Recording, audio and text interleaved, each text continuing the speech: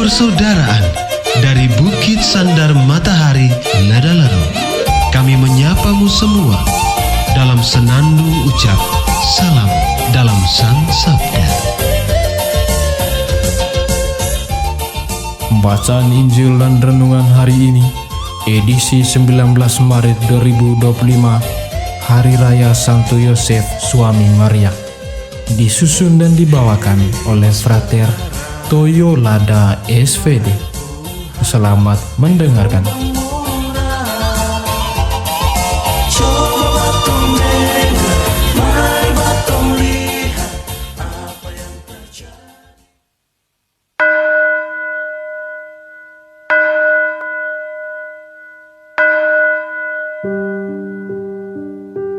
Bacaan dari Injil Lukas. Tiap-tiap tahun, orang tua Yesus pergi ke Yerusalem pada hari raya Paskah. Ketika Yesus telah berumur 12 tahun, pergilah mereka ke Yerusalem seperti yang lazim pada hari raya itu.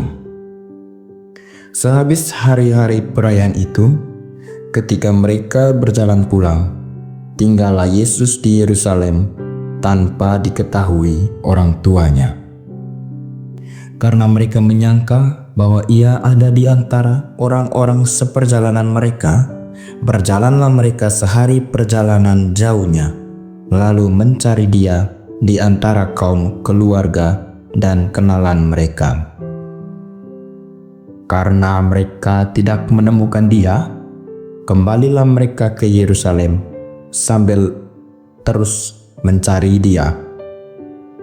Sesudah 3 hari, mereka menemukan dia dalam bait Allah. Ia sedang duduk di tengah-tengah alim ulama sambil mendengarkan mereka dan mengajukan pertanyaan-pertanyaan kepada mereka. Dan semua orang yang mendengar dia sangat heran akan kecerdasannya dan segala jawab yang diberikannya. Dan ketika orang tuanya melihat dia, tercenganglah mereka. Lalu kata ibunya kepadanya, "Nak, mengapakah engkau berbuat demikian terhadap kami? Bapamu dan aku dengan cemas mencari engkau." Jawabnya kepada mereka, "Mengapa kamu mencari aku? Tidakkah kamu tahu bahwa aku harus berada di dalam rumah Bapakku?" Tetapi mereka tidak mengerti apa yang dikatakannya kepada mereka. Lalu ia pulang bersama-sama dengan mereka ke Nazaret, dan ia tetap hidup dalam asuhan mereka, dan ibunya menyimpan semua perkara itu di dalam hatinya. Demikianlah Injil Tuhan.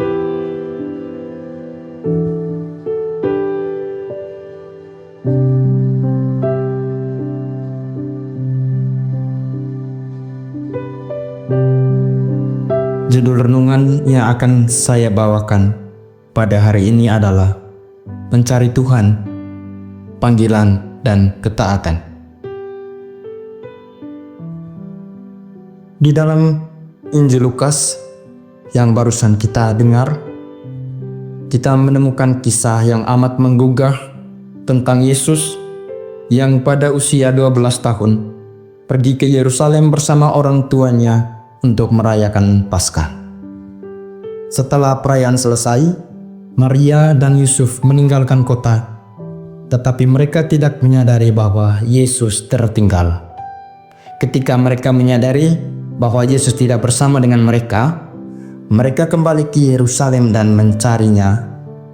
Dan mereka menemukan dia di dalam bait Allah, duduk di antara para ahli Taurat, mendengarkan dan bertanya kepada mereka. Semua orang yang mendengar Yesus terheran-heran dengan jawaban yang diberikannya. Saudara-saudari yang terkasih, ketika Maria dan Yusuf menemukan Yesus, Maria bertanya mengapa dia berbuat demikian. Dan Yesus menjawab dengan pertanyaan yang menunjukkan kesadarannya terutama kesadaran akan misinya di dunia. Mengapa kamu mencariku? Tidakkah kamu tahu bahwa aku harus berada di rumah Bapakku? Meskipun Maria dan Yusuf tidak sepenuhnya memahami kata-katanya, Yesus pun kembali bersama mereka ke Nazaret dan taat kepada mereka.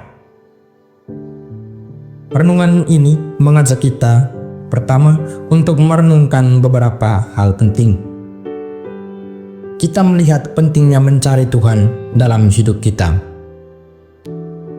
Maria dan Yusuf mencari Yesus dengan tekun, dan ini mengingatkan kita bahwa dalam kesibukan hidup, kita harus selalu mencari kehadiran Tuhan.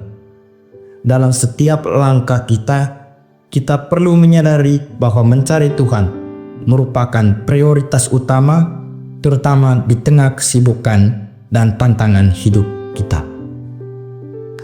Kedua, jawaban Yesus menunjukkan bahwa Dia memiliki kesadaran yang mendalam tentang identitas dan misinya. Ini mengajak kita untuk merenungkan identitas kita sebagai anak Tuhan dan bagaimana kita menjalankan panggilan kita. Apakah kita sudah memahami tujuan hidup kita dan segala tuntutan iman kita? Atau apakah kita berani untuk bertanya dan mencari jawaban atas panggilan Tuhan di dalam hidup kita?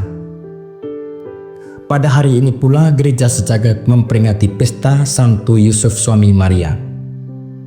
Bila kita mendengar dalam bacaan tadi, hampir sedikit tokoh Yusuf ditampilkan di dalam Alkitab. Berangkat dari kenyataan ini, saya kemudian menyematkan satu pesan khusus kepada kita sekalian. Santo Yusuf adalah salah satu tokoh penting dalam sejarah keselamatan, tetapi cerita atau kisahnya di dalam kitab suci hampir tidak sebanyak kisah tentang Yesus ataupun Maria.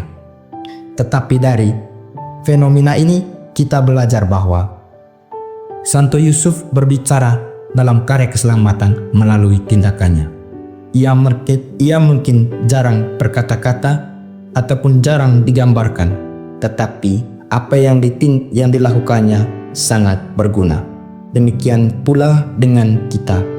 Saudara-saudara sekalian, hendaklah kita belajar seperti Santo Yusuf yang tidak hanya bersuara atau berkata-kata saja, tetapi hendaklah kita lebih memprioritaskan tindakan kita. Kita berbuat baik kepada sesama. Kita tidak hanya berkata tentang yang baik, tetapi kita melalui tindakan kita berusaha berbicara kepada sesama kita.